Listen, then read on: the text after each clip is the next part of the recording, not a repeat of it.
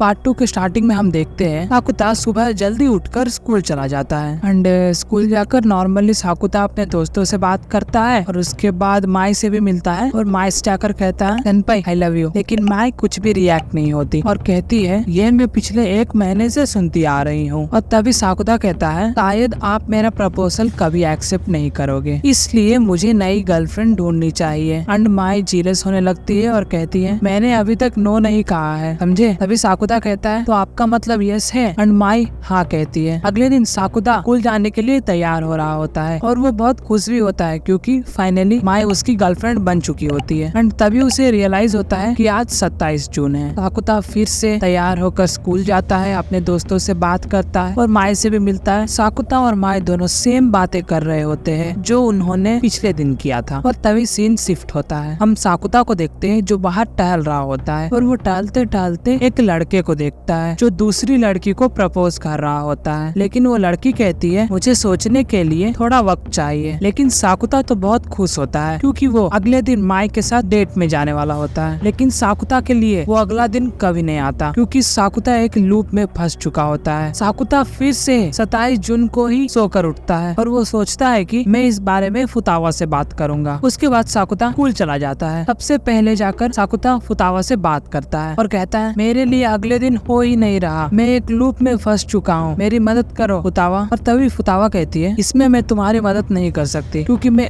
अभी तक लूप में नहीं फंसी हूँ। साकुता उसके सामने हाथ जोड़ता है और कहता है फुतावा प्लीज मेरी मदद करो। और तभी फुतावा उसे लैपलेस डीमन के बारे में बताती है कि किस तरह अगर कोई प्राणी तिथि एंड गति को जान ले तो वो इजिली फ्यूचर को प्रेडिक्ट कर सकता है और वो तब तक कर सकता है जब तक उसे मनचाहा फ्यूचर ना मिल जाए। साकुता कहता है कि मुझे कैसे पता चलेगा कि कौन फ्यूचर प्रेडिक्ट कर रहा है। उसके जवाब में फुतावा कहती है जो कोई भी फ्यूचर प्रेडिक्ट कर रहा होगा वो कल से थोड़ा अलग बिहेव करेगा। एंड उसके बाद से ही साकुता अपने चारों तरफ अपनी नजर अड़ाए रहता है। लंच ब्रेक खत्म होने के बाद साकुता अपने क्लासरूम में एंटर करता है और वहाँ वो उसी लड़की को देखता है जिसे कल एक लड़का प्रपोज कर रहा था। साकुता कहता है लैपलेस डीमन मिल गई और वो उस लड़की से भी पूछता है कि तुम इस दिन को कितने बार जी चुकी हो। तभी उस पर वो लड़की कहती है 3 बार। और वो लड़की ये भी कहती है कि मुझे कुछ समझ ही नहीं आ रहा कि ये मेरे साथ क्या हो रहा है। और तभी साकुता कहता है क्या तुम्हें कोई चीज सता रही है, तुम्हें मुझे सब कुछ बताना होगा तभी हम 27 जून से बाहर निकल पाएंगे। तभी उस क्लासरूम में किसी की आने की आवाज सुनाई देती है। तभी वो लड़की साकुता को खींचकर छुपा लेती है। तभी हम देखते हैं वो वही लड़का होता है जो आज उस लड़की को प्रपोज करने वाला है और वो वहाँ उसी लड़की को ढूंढने आया होता है। लेकिन वो उस लड़की को वहाँ ना पाकर वहाँ से चला जाता है। और तभी साकुता कहता है जाओ जल्दी से उस लड़के की गर्लफ्रेंड बन जाओ। तभी तोमाई कहती है तुम्हें ये सब कैसे पता। तभी साकुता कहता है मैं पिछले 3 दिन से इसी लूप में फंसा हुआ हूँ। तोमाई कहती है उस लड़के को उसकी बेस्ट फ्रेंड पसंद करती है लेकिन वो लड़का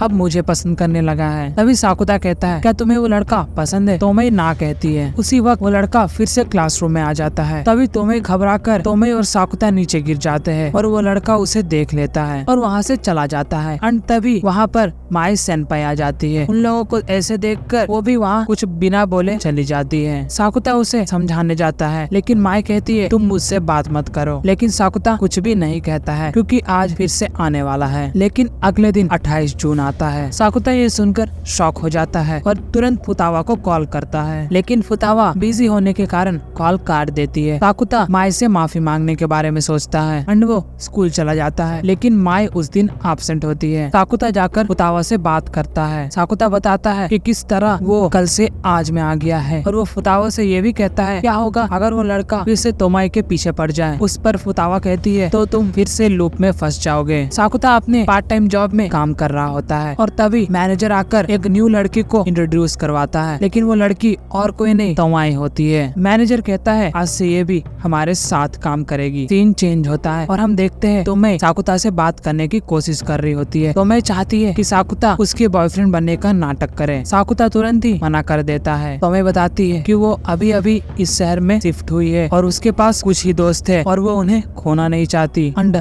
अगर वो उस लड़के को रिजेक्ट करती है तो मेरी बेस्ट फ्रेंड को बहुत बुरा लगेगा और मैं अपनी दोस्ती खराब नहीं करना चाहती। इसलिए तोमई कहती है कि तुम सिर्फ मेरे साथ समर वीक्स तक बॉयफ्रेंड बने रहो। साकुता यह सब सुनते ही तोमई का बॉयफ्रेंड बनने के लिए मान जाता है और सीन शिफ्ट होता है और हम देखते हैं साकुता के घर माई आई होती है। साकुता माई को अपने कमरे में ले जाता है और माई को सारी बात बता देता है। माई कहती है तुम उसकी मदद क्यों कर रहे हो, और तभी साकुता कहता है तो मैं भी वही बातें बोल रही थी जो मेरी बहन बोला करती थी जब वो स्कूल नहीं जाना चाहती थी। ये सुनकर माई उसे माफ कर देती है। अभी सीन शिफ्ट होता है, माई अपने घर जा रही होती है और साकुता से कहती है कहीं ये नाटक सच में ना बदल जाए। उस पर साकुता कहता है आपको चिंता करने की कोई जरूरत नहीं है क्योंकि मेरा दिल सिर्फ आपके लिए धड़कता है। माई साकुता को गुड नाइट कहती है और वहाँ से चली जाती है। उसके बाद सीन शिफ्ट होता है और हम देखते हैं तोमई और साकुता दोनों डेट पे जा रहे होते हैं। वो लोग दोनों एक्वेरियम जाते हैं जहाँ पर वो लोग दोनों मिलकर बहुत सारे मछलियाँ देखते हैं। एंड उसके बाद वो लोग दोनों एक ब्रिज में खड़े होकर बातें कर रहे होते हैं। तोमई बताती है कि किस तरह उसके पापा का ट्रांसफर हो गया है और वो एक अफवाह भी सुनी है कि टोक्यो में सुंदर दिखने से ही दोस्त बनते हैं, इसलिए वो अपना पूरा लुक चेंज कर ली है। उस पर साकुता कहता है क्या तुम आप खुश हो, और तभी तोमई हाँ कहती है और तभी तोमई बीच के पास किसी को देखती है और यहीं पर पार्ट 2 खत्म होता है। तो